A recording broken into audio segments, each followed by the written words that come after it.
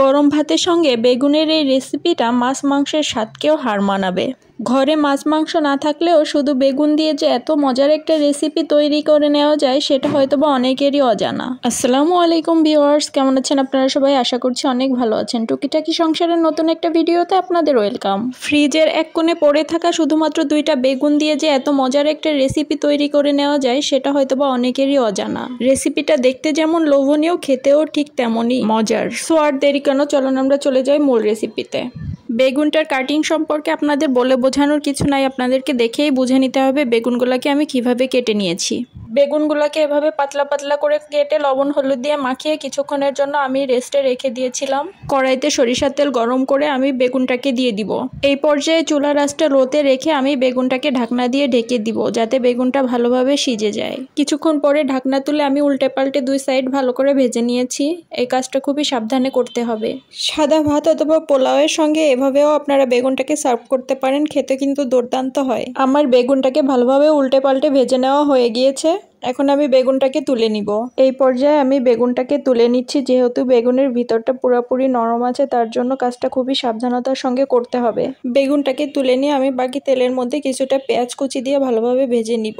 পেঁয়াজ কুচিগুলো দিয়ে কিছুক্ষণের জন্য নেড়েচেড়ে ভালোভাবে ভেজে নিয়ে আমি এখানে কিছু বাটা মশলা অ্যাড করে দিব। আমি এখানে দিয়ে দিয়েছি কিছুটা আদা এবং রসুনের পেস্ট। এখন আমি এখানে দিয়ে দিব কিছুটা সরিষা বাটা।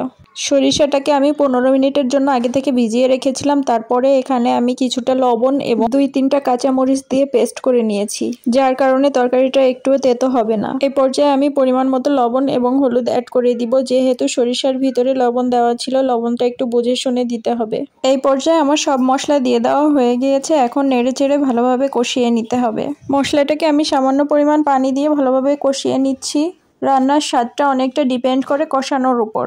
মশলাটা আমার ভালোভাবে কষানো হয়ে গিয়েছে। এই পর্যায়ে পরিমাণ মতো পানি দিয়ে আমি বেগুনটাকে দিয়ে দিব।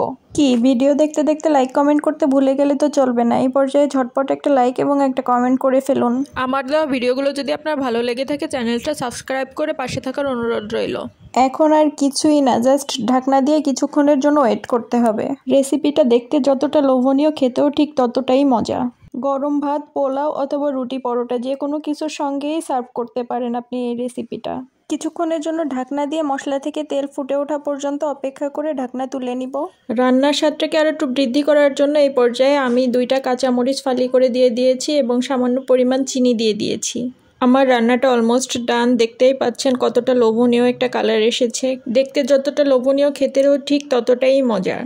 আমি আপনাদেরকে সাজেস্ট করব এই রেসিপিটা যারা এখনও ট্রাই করেননি একবার হলেও ট্রাই করে দেখবেন। রেসিপিটা কেমন হয়েছে কমেন্ট করে জানাতে একদম ভুলবেন না। Thanks for watching my video. আল্লাহ হাফেজ।